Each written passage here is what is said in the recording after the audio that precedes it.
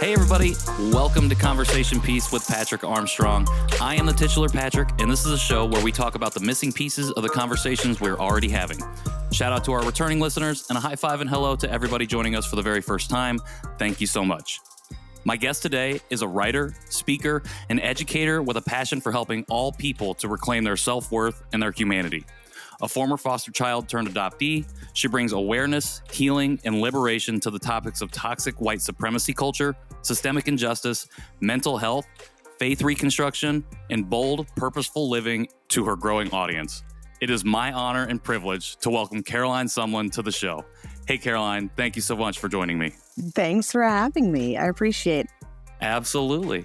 It is an honor and a pleasure. Connected with Caroline first started following her on Instagram, specifically due to a post about white supremacy. This was really early on in my own personal journey of learning and unlearning those internalized white dominant cultural ideologies that I had grown up with as a transracial adoptee where I lived, and was really early on in that journey of identity.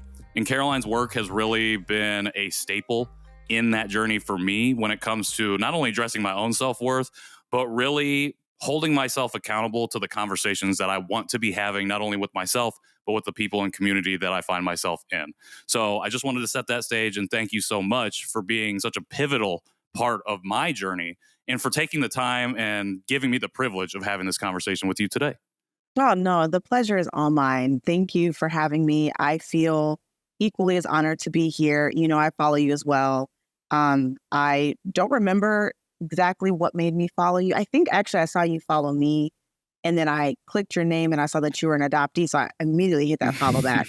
Because whenever I find other adoptees online, and especially those that are talking about adoption, I got to hit that follow back because the adoptee community is so strong. So your work has also helped me tremendously in my own kind of dealing with the things that come with being an adoptee and the struggles that come with that. Things that I didn't know existed that I'm like, oh, I am doing that. That's, like you think you're fine. And you're like, you see your post, you're like, oh, I guess like that thing's going on. Oh, yeah. So no, the feeling is mutual. The pleasure and honor are most definitely mine. Well, I really, really appreciate that. And honestly, it's not only a privilege to just have this conversation, but be able to have this conversation with you specifically about this book that you'll have coming out, We'll All Be Free. Very, very excited to dive into that.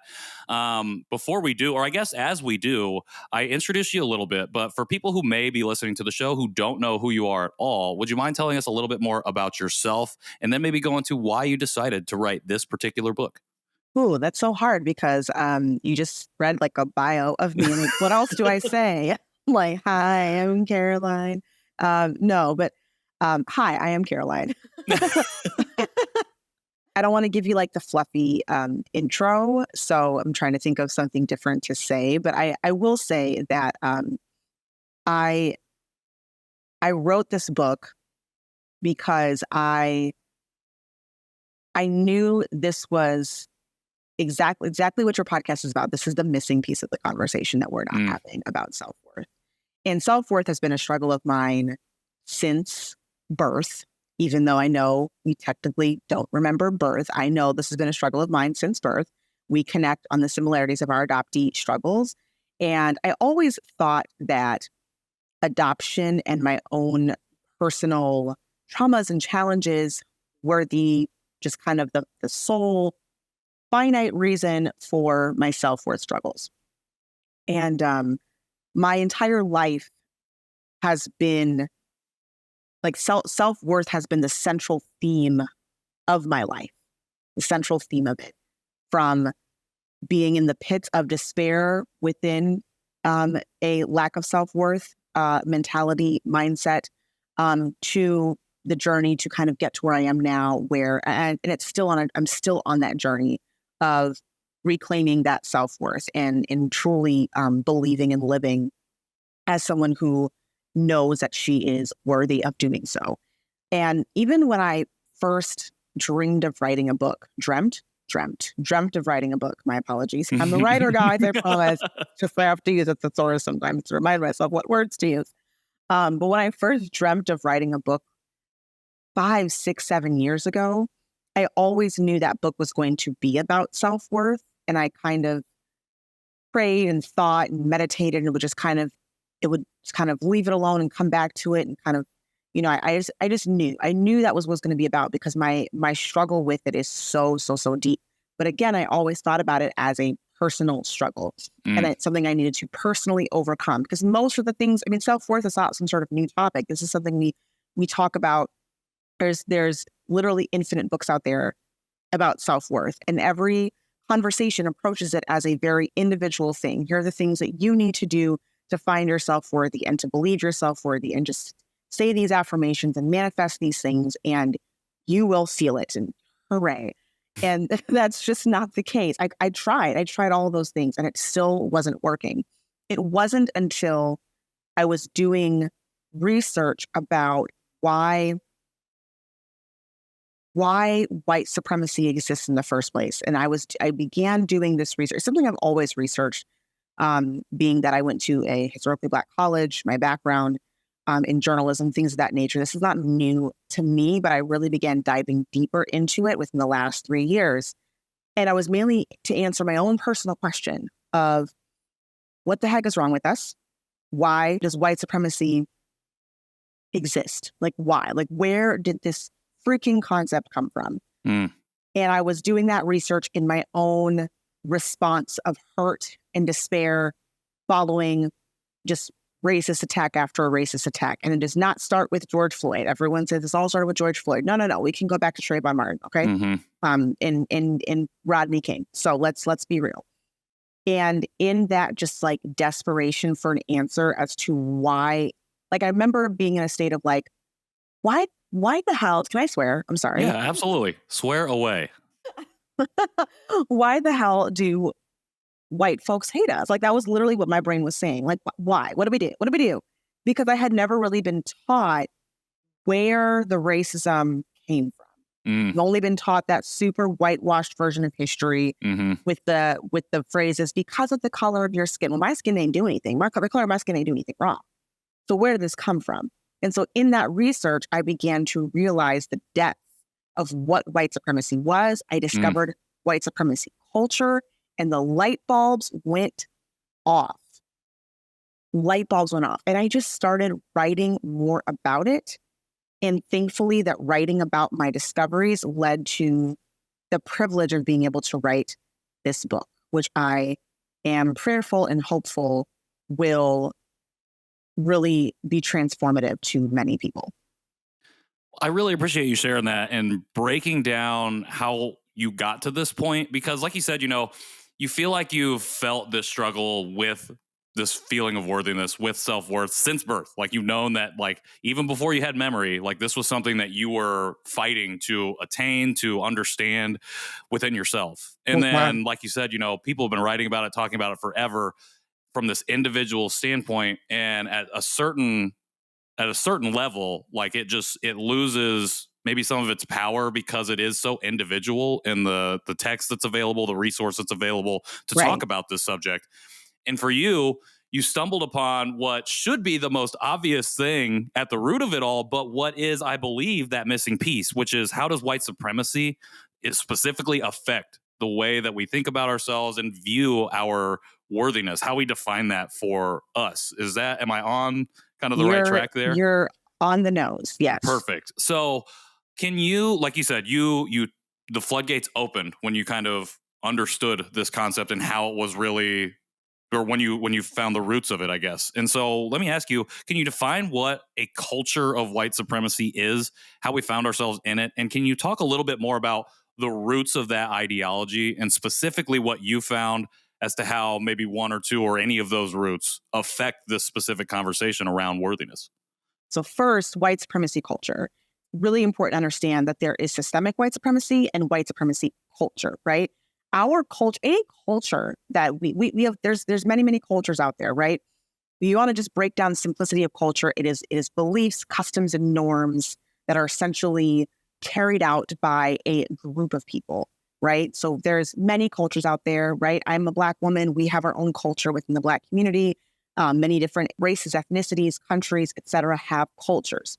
And most of those cultures develop over time based on a lot of times government structures, policies, procedures, people that are in positions of power that influence how the people that are beneath them are to live their lives. And that thus creates the norms and belief systems that the people of said society or said system or said group within leadership position, right? That's how that is created, right? Churches have cultures, workplaces have cultures, classrooms have cultures, right? Your teacher sets your culture in your classroom. So when you think about a culture in that respect, you think about our culture here in the Western world specifically, that's primarily what I speak about. However, white supremacy culture does infiltrate globally. I make sure to emphasize that my work is primarily about the Western world, more specifically America, but does include everything that would be considered the Western world. That would be Europe, that would be Canada, that would be even the Americas, Central and South America as well, can be included in that, even though it's going to look different based on those locations, right? But we know that white supremacy covers globally, but especially the Western world, because that's the primarily where colonization took place, specifically with the dominant takeover of land and the transportation of enslaved Africans to these areas, right? So through that original sin of the Western world, through colonization and enslavement and the creation of race based on racism, important to understand racism came first, and then race was created to justify racism, justify anti-Blackness. A systemic society of white supremacy was building, right? And a social order that was very much apparent. It was not in this day and age, it's more so hidden, but historically it was not hidden. It was prominent. It was legal. It was documented. That is facts. We cannot deny those facts. So if you have that foundation that a society is being built upon, you're going to then create a culture that answers to that society, to answers to that system. And that is where white supremacy culture comes from. So to summarize, or just kind of give white supremacy culture a definition that's easy to understand, it is the norms, beliefs, customs, right, that specifically believe that whiteness is better and whiteness is valued. So all of our norms and beliefs as a society sort of center around this overarching belief that we've been told that whiteness is valued, that whiteness is supreme, that whiteness is standard. And that comes from what? That comes from the systemic white supremacy that was created that ensured that white people and whiteness was always at the top of the hierarchy. So now in every single one of our institutions, subcultures, all those cultures that I mentioned are all individual subcultures, and in our overarching culture as a society answers to white supremacy culture, maintains and perpetuates white supremacy culture because it's ingrained in us. Literally, you cannot escape it.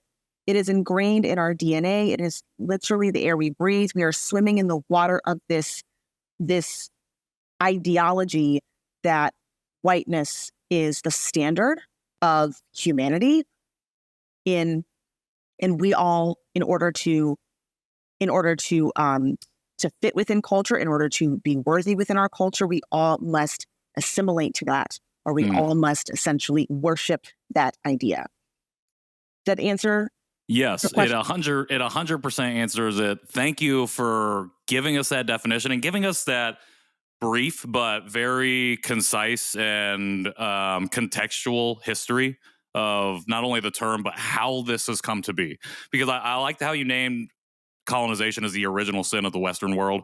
I think naming that is super important. Talking about how racism came first as a system to belittle and demean and dehumanize specifically Black folks, and then Indigenous folks, and then everybody. And then race was created in order to, like you said, justify these things. And then something else that you named was how it's hidden. It seems hidden now, this history, but it wasn't before. Because it was very boldly on its face, like, this is how we operate in the world. Right. But because they operated like that, it allowed those roots to take hold. So when people of historically marginalized identities and communities come out and say, no, this is wrong, it can go, oh, we'll take the L on the front end. But really, we're still back here doing this work of white supremacy, making sure that things continue to operate systemically the way that we want them to, even though on its face it seems like we're losing or fighting a battle. Yes, exactly. I mean, I think it's so important to name and say the quiet part out loud, that the hiddenness, so to speak, of white supremacy in today's day and age is very much done on purpose in order to cover up that background work that you're speaking of, in order to make sure that those roots continue to be planted deep, in order to make sure that they continue to go even deeper, to make sure that the systems and structures continue to run as they're supposed to. But we're just going to change language a little bit. We're just going to kind of appease or placate people to make them believe that this is no longer a thing. Pass a couple of laws or rewrite a couple of laws, but yet you still have the same outcomes that the overtly racist laws had in the first place. So nothing has changed here. Like, it's literally the same thing. That's all done on purpose. That's all strategic.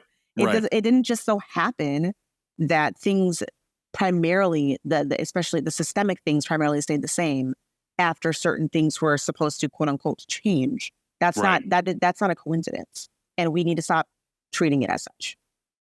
I love it, and can't wait for people to hear this, to start internalizing that message. And that leads me to my next question: is how do we pull up these roots within ourselves? So, like we talked about at the top of the conversation, white supremacy is a root of our own feelings of unworthiness within ourselves. How do we uproot those things internally so that we can start to address and find our own self-worth?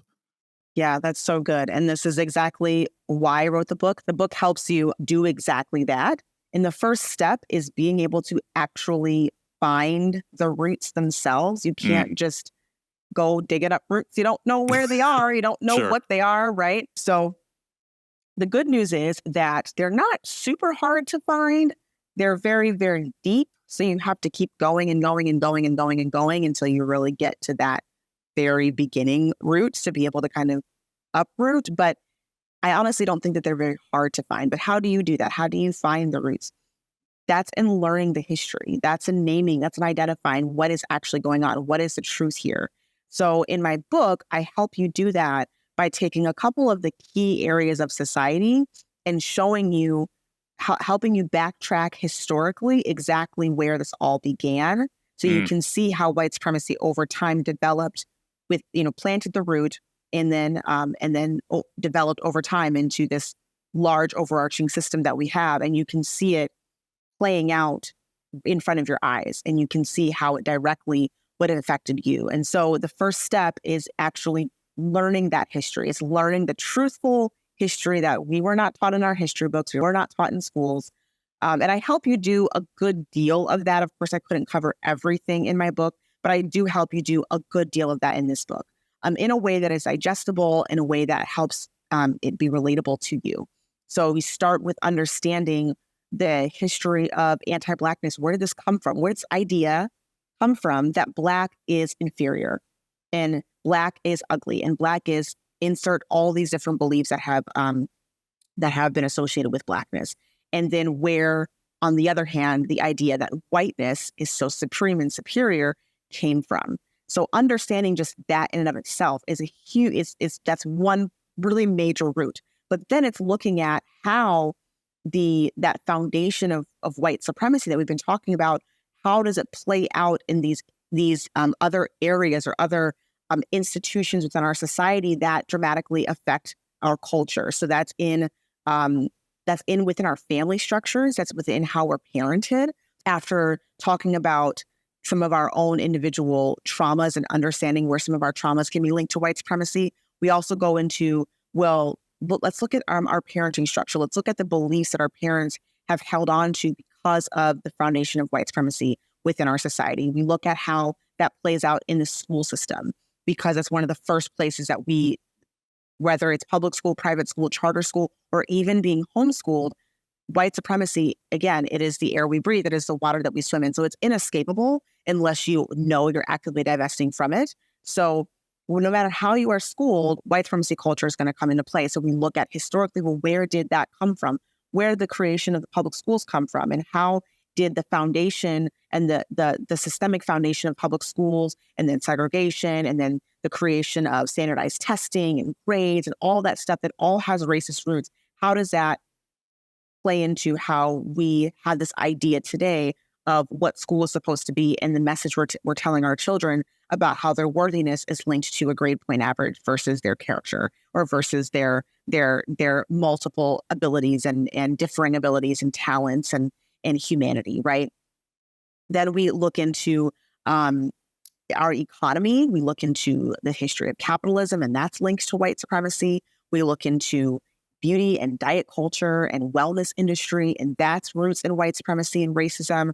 We look into hustle culture, and that's roots in white supremacy and racism. So we're looking at it from many different angles, and those aren't the only ones by any means. Those are just the main ones that I focus on in my book. And I encourage the readers to say, hey, okay, if there's other areas that really make sense for you to look into, continue with this research after this book, continue reading, continue doing that digging and learning about the roots of all of these different industries and subcultures within our overarching culture. Because 9 times out of 10, if not 10 times out of 10, you're going to find the racist roots there. You're going to find the anti-Blackness. You're going to find the white supremacy there. And it's going to do the same thing it did for me when I was beginning my research. It's going to set off all of these light bulbs in your head that's going to make you realize, aha, once you see those, you're going to be able to dig them up, because you're going to realize the truth for what it is, right? If you take something as something like school, for example, right? Most of us go through the school system without really giving a thought of how things are done, which is kind of trusting the process. A GPA is what it is. Your grades are what they are. You take the standardized test, and that means, you're either successful or you're not. You're either qualified or you're not. And have we ever really stopped to question, well, where did this stuff come from, and why are we giving it so much weight? And it doesn't mean, I'm not saying it to say that, throw the whole school system away. I'm not saying that, because I make it very clear that public schools are very necessary. We need schooling. Every person has the right to have an access to an enriching education, and education is needed in order to be able to do anything that we need to do to make our society run. Like that is what it is. Like, you have to learn, whether it be a trade or a profession or whatever, in order to help our society run. That is just it. To be an adult, you have to learn how to manage your finances. Like, that's not a bad thing, but it's understanding how white supremacy is woven into the system in which we do things. So if you realize that standardized testing has racist roots, and I'm not going to give it all away because, read the book. But if you realize that, then you can realize, oh, I'm over here putting this weight to these test scores and believing that these test scores are what's going to make me more qualified, or make me more worthy, or make me better in some way, when they really have no bearing on my abilities or my intellect, or whatever. So it's just knowing that, and you can then begin to separate yourself from the conditioning of white supremacy and white supremacy culture. I love that. And something that I was thinking about while you were sharing all of, especially kind of the meat and potatoes of your book, and I'm glad that you just giving the surface level, because people go out and get this and I have to start your learning. I have to stop myself, because I'll just tell you the whole book. Well, that's what these conversations do. It's just we want to talk about it. We want to dig into it, but we also yeah. So, but something that this was making me think about is how self-worth, I think we're taught, is such an abstract concept. And what you do in your book is you put historical context to what is something that seems intangible, something almost maybe unreachable or unattainable in the ways that we're taught about it sometimes, particularly coming from or being rooted in white supremacy. And especially if we don't know that, and if we don't really know the history of what, like you said, like standardized testing, for example, why this was created the way it was and why it operates the way that it does, then we just go ahead and accept the status quo. We move through life thinking this is the way and thinking that there is no other, when that's truly not the case. And if we were only taught and had access to a full telling of history, how we might not be in this position where we are now, where we have to have this conversation and we're doing all of this working backwards in order to work forwards.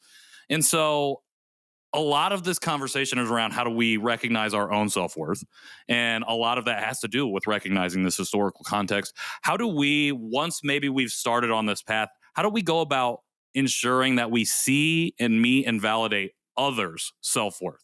So not only are we doing that work for ourselves, but that we are also extending that compassion that we give to ourselves through self-worth to others. I'm so glad that you asked this question, because that is my charge first and foremost, I make it very clear in like the first 8 chapters of the book, like, hey, you gotta put on your own oxygen mask before you put on other people's oxygen mask. And your healing is imperative. It is extremely important that you prioritize your healing in this, that you prioritize your divesting from white supremacy culture within yourself, because if you're not doing that work, then you are no help to other people at this point. You're going to continue to perpetuate it instead. So I know a lot of times we want to get ahead of ourselves, but you do want to take your time with the personal journey. However, it does not stop there.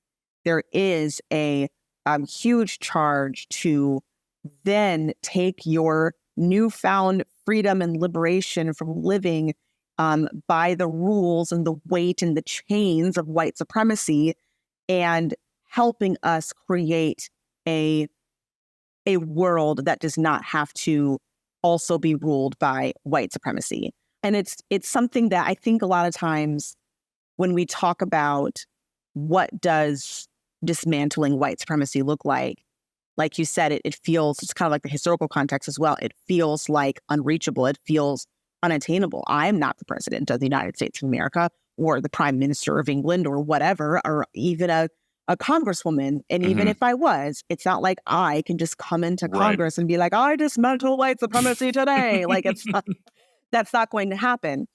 So what I help people understand is that we have so much influence where we are within our communities, within our families, within our institutions that we associate with, that going back to what I said in the beginning, where we had these individual cultures in our schools, in our churches, in our workplaces, within our households.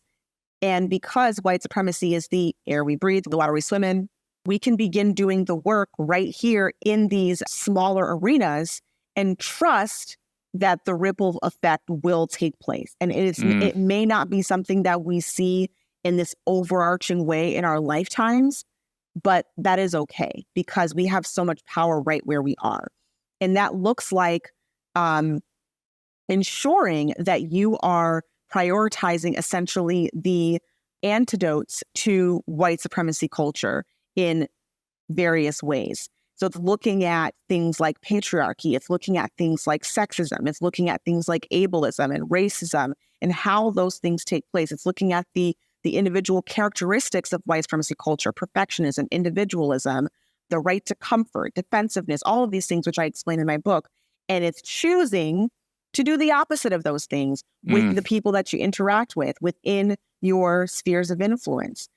Is it going to be a piece of cake where you can just walk into church and decide, I'm going to, again, dismantle white supremacy with my fist, and everyone's going to be like, aha, like, I love it. Like, no, you're gonna be challenged, because you're challenging white supremacy in a lot of ways is challenging our identity, right? Is it challenging who people are, who we are as a people, as a society? Because like you said, it's something that we just buy into without giving it much thought and just decide this is the way, this is the only way.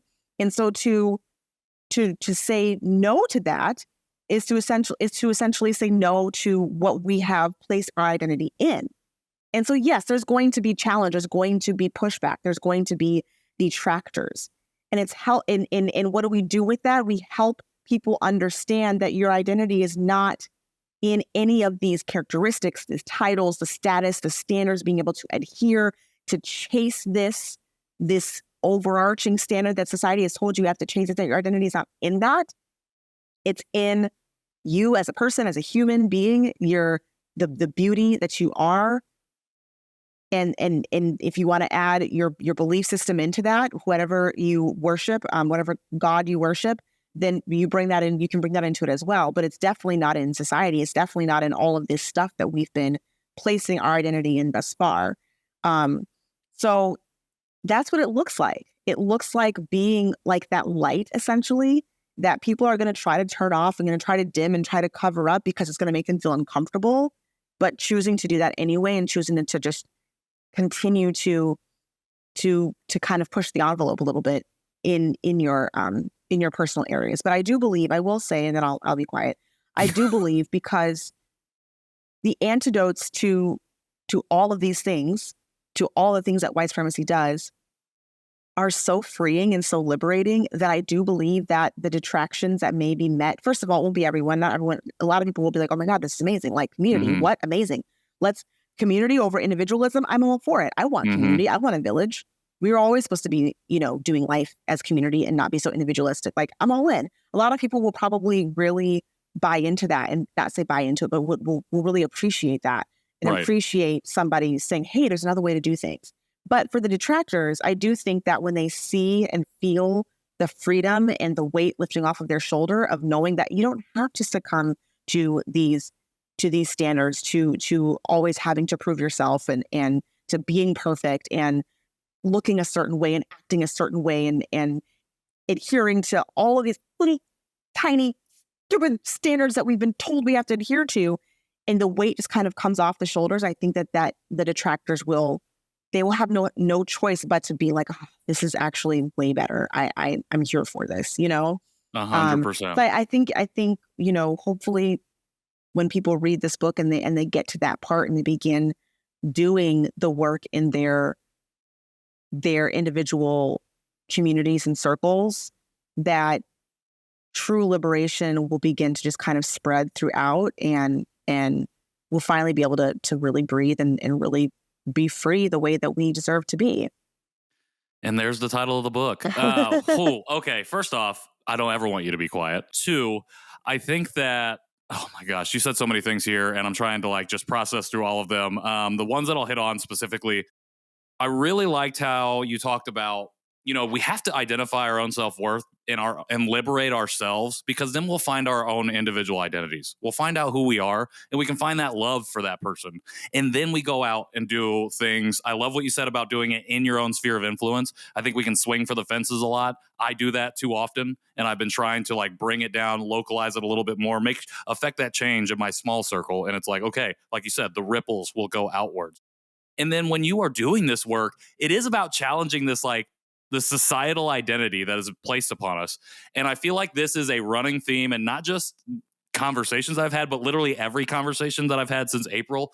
And I'm probably going to change the show name, but about this mindset of scarcity that we live under because of white supremacy. We are told that there is not enough for all of us, so you have to be this way. You have to live this way. You have to dehumanize yourself, because that's the only way you're going to get enough to be able to survive. And it's just not the case. It's just not true. And there is an abundance of everything that you could want out there, but we have been told and we have been taught to limit ourselves in the thinking, to fall in line with a nationalist or societalist view of who we are, to give up individualism in the worst possible way in order to just be a cog in that machine. Because by being a cog in the machine, you're not challenging that identity. You're not going out finding your own creative avenues. You're not doing your own things, because scarcity teaches us that we can't do that. We have to fit in where we need to be at. This is why our healthcare system is horrible, because it says that there is only so much healthcare to go around, when we can literally look at almost every other country in the world and see that is not the case. That is not the case. And so as we wind down this conversation, thank you so much again for sharing so much of this knowledge, for being a teacher, for being an educator, for being somebody who is leading us through these conversations and helping us find our own self-worth. Who are you learning from right now? Oh, I'm really enjoying reading The Humanity Archive by Terence Lester right now. Such a good book. I can barely even get through I'm not even at the middle of the book yet because I just keep stopping and underlining and reading more things. That's like the main book that I'm reading right now. I've had like a lot of different books that I'm reading. I'm also reading Poverty by America by Matthew Desmond. That is such a good book. Whoa. So I highly recommend that one. And there's a lot of different online educators that I learn from constantly. Feel like I'm always think of people in their Instagram handles like that's you know what I'm saying? Yeah, 100%. Well, what are their names? I'm seeing people's faces in their Instagram handles right now, which I can give you a list of them Sure. because there's so many and you can put them in your show notes. But I would say if I had to go with the authors that I'm learning, and I'm always learning from Danté Stewart. That's Yep. He's a great one. And I'm always learning from Ibram X Kendi. I'm still working my way through Stamped from the Beginning. And that was one of the books that influenced a lot of my research in my book as well. So that really big shout out to Ibram X Kendi. I'm always learning from Nikole Hannah-Jones. I'm still reading the 1619 Project, another book that inspired a lot of my research. There's just so many people. There's so many people. There's so many good books out there. So many books on my TBR list. I do talk a lot about diet and beauty culture as well in my book. And a good one is Chrissy King. Her book is on my TBR list. And then another author just came out with Your Body's Revolution. That's by Tara Tang. So there's a lot of different books. Camilla Hernandez, The Hero and the Whore, comes out soon. She's a great author, writer. Yeah, there's just so many people. So I know that's a lot I just kind of threw at you. But what I love is that in this work, there's like you were saying, this is not an instance where there's not enough room for all of us, or because, I'm talking about this and somebody else is talking about that there's no room for anybody else to talk about these things. We need every single book, every single documentary, every single article, blog, TikTok, Instagram post, all of it is needed. There are billions of people on this planet, and no one of us can reach everybody. There's infinite room for all of us in every single area, in every single arena, in every single passion, and every single calling that we have on our lives. We do not need to live in that scarcity mindset. The number one characteristic of white supremacy culture, which is the first one that I list in my book, and I don't come up with the characteristics, by the way. I cite they're not my work; they're the work of Dr. Tama Oken. But is fear, and that's because white supremacy culture. Fear is driving that. It's driving this idea that there is not enough to go around, and that the success of one person means the failure of another person. That is not true. The success of one person means the success of all of us. If we're all able to thrive and be successful in what that means for us as a human, mainly having our primary needs being met, then yeah, amazing, right? We all just get to win. So the fact that there are so many people and everyone has amazing individual takes, whether they're talking about their bodies or they're talking about sexual revolution and purity culture in the church, or whether they're talking about white supremacy in the church, or whether they're talking about whatever it may be, there's so much to learn. And I know that feels overwhelming too. It's where do I start? Just start somewhere. It's fine. But that's why that's why this work is so important. It's obviously needed because we're all doing this amazing work and we're all talking about it. So yeah, I think it's wonderful that I do feel, even though things feel sometimes scary, not sometimes, all the time. I'm sorry, I'm just talking about it, but you're good. Things feel really scary a lot of times. You turn on the news, you go to your Twitter headlines, and there's one thing after another. There's one mass shooting after another. There's one racist incident after another. LGBTQ rights are just being diminished at this point, and so many other things are going on. And it feels like a really scary time. It feels like, how do you hold on to any sort of freaking hope when literally every day you can tell we are pedaling backwards. We are in a huge moment in our history that is a big moment of white supremacist backlash in our history. But when I look at the amazing work coming from this generation's activists and advocates and revolutionaries who are boldly putting their lives at risk to call out white supremacy and to put their name on it and write a book about it or talk about it online or in whatever way, that's what brings me so much hope that there will be light at the end of this very currently dark tunnel. So, yeah, I hope that might encourage somebody as well that might sometimes feel like this all just feels so overwhelming. I don't know where to start. What's the point anyway? Because things just continue sucking. I hope that that will help you feel a little bit better about that. Well, I can say it definitely is making me feel better. And I can't wait for people to be able to hear this conversation because you just speak so eloquently, so passionately, and so, dare I say, hopefully, about where we can go despite the darkness that we currently find ourselves in. And it means a lot. It means a lot to me. It means a lot to my audience, I know. So very excited to be able to have you. If you're listening to this on release day, then tomorrow, this book comes out. We'll All Be Free is available. So Caroline, can you tell the people where they can get your book and how else they can support you as we go forward here? Oh my gosh, I just got like butterflies when you said like, what is happening? My book is coming out tomorrow. Crazy. You can get the book pretty much wherever books are sold, Amazon, Barnes and Noble, online. But also if you, wherever you're located, we want books in stores. So if you want to see the book in your store, go to your local Barnes and Noble and say, hey, I'm looking for this book. Do you carry it? Can you order it for me? And they will. And if there is, if people show interest in a book in their individual stores, then the stores will order it and put it on their shelves. They have to see that there's interest there in order to put the books on their shelves. And do the same thing with independent bookstores, not just Barnes and Noble, but any of your independent bookstores as well. If you have Black-owned bookstores in your area, I would love to see this book on the shelves of Black-owned bookstores across the country. And it takes people going into stores and requesting books a lot of the times for those books to be on those shelves. So if that is something that you feel inclined to do, please do that. That not only helps the book, the author, but it helps the bookstores as well. We need our bookstores. Not everything needs to just be online these days. But if online is more convenient for you, then yes, Amazon, Barnes & Noble booksellers online for sure, Books A Million online, and Audible as well. There'll be an audiobook. And because you said that my book comes out tomorrow, that means today is the last day to pre-order the book. And today is the last day to be eligible for pre-order bonuses as well. And those pre-order bonuses include all of the journal prompts that are at the end of each chapter of my book, comprised in one document for you with journal space so that you can actually follow along with those journal prompts and have everything in one location. It includes a book club discussion guide with deeper dive questions written by myself that correspond with each chapter. So if you want to start a small group or a book club, or you already have a book club and you want to recommend this, or maybe you just want to read the book with a friend, you guys can have coffee after every chapter or two and you can dive into these questions. That is also available.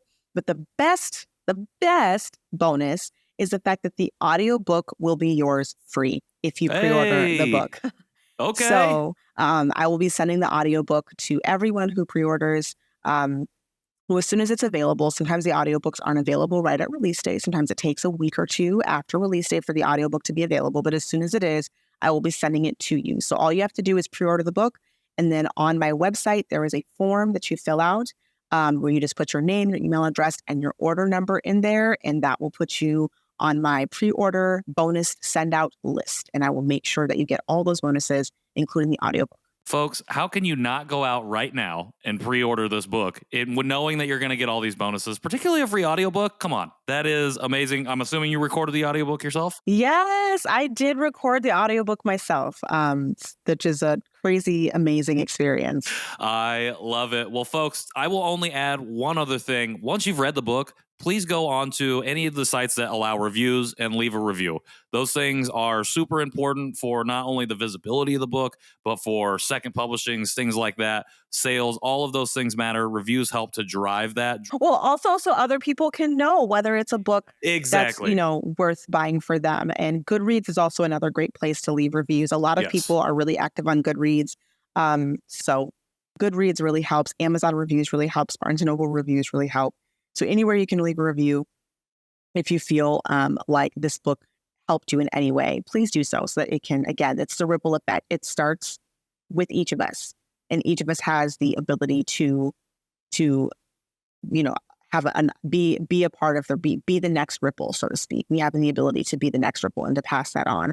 And at the end of the day, this is not about sales. It's not about the numbers or anything like that. That itself is white supremacy culture. That's not what this is about. This is about truly making a difference in the lives of everybody who picks up this book, so we can no longer feel so trapped and so burdened by our struggle with our self-worth. We can truly be free from it because we can uncover this missing piece that we have not talked about, which is our society and our culture that has brainwashed us into believing that we have to adhere to a certain standard to be worthy. And that is what we are saying no more to.